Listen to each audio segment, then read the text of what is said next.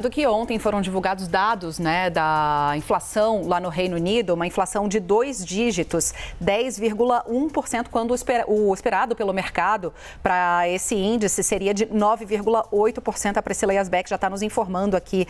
Esse dado foi a maior inflação em 40 anos, puxado principalmente pelo preço dos alimentos lá no Reino Unido. A gente tem visto também muitos protestos de pessoas em supermercados, em museus, inclusive contra o preço dos alimentos e aumentando também a preocupação lá no Reino Unido, especialmente, porque é o tema do nosso noticiário aqui agora, mas em toda a Europa com a aproximação do inverno e toda essa situação que envolve a Rússia e a Ucrânia por conta do gás russo que abastece boa parte da Europa, abastece os lares, os aquecedores que mantêm comércios, lares, indústrias funcionando em todo o continente europeu. Aí os países tentaram aplicar sanções, aplicaram sanções contra a Rússia, tem deixado de importar parte desse gás como sanção à Rússia pela invasão ao território ucraniano. O inverno vai se aproximando e o sinal que era amarelo lá na Europa já vai virando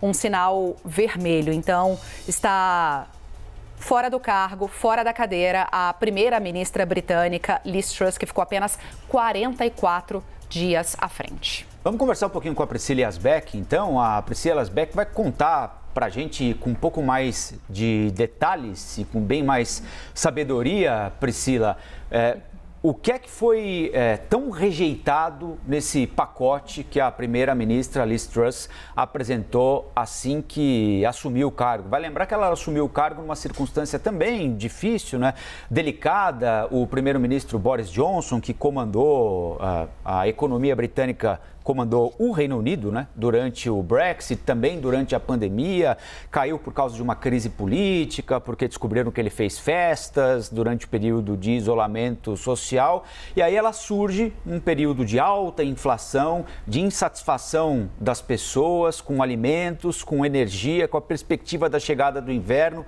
sem solução para a crise na Rússia. E o que é que ela fez de errado? Tudo?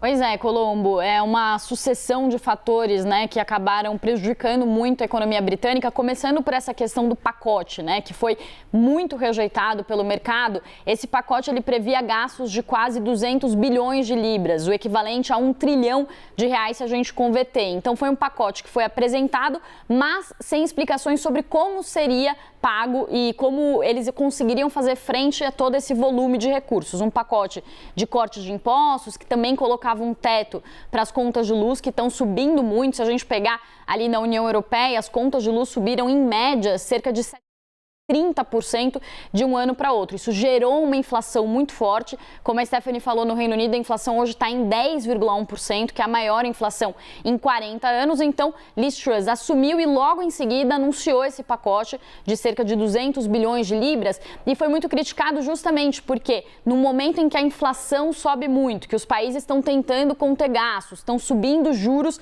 para desestimular o consumo, o que ela fez foi colocar um pacote com mais gastos que aumenta mais o consumo e provoca uma perspectiva de maior inflação. Então isso derrubou o mercado financeiro no Reino Unido, os títulos de dívidas tiveram que subir muito seus juros, os juros subiram muito, então isso trouxe uma espécie de colapso para o mercado financeiro, como muitos analistas destacam. E aí com isso, a primeira-ministra Liz Truss foi se desgastando, o seu ministro das Finanças, o Kwasi Kwarteng, foi demitido na sexta-feira e aí no mercado eles já falavam que era uma questão de tempo até ela sair. E aí, como você falou, o contexto, o pano de fundo dessa situação, ela vem explicada já há alguns anos, então, porque quando o Reino Unido saiu da União Europeia com o Brexit, os preços já começaram a subir, porque daí isso gera quando o país estava dentro da União Europeia, tinha uma livre circulação de mercadorias, também de mão de obra. Quando o Reino Unido sai da União Europeia por causa do Brexit, deixa de contar com essas facilidades da livre circulação de mercadorias e de mão de obra, então já vinha com uma inflação um pouco pressionada.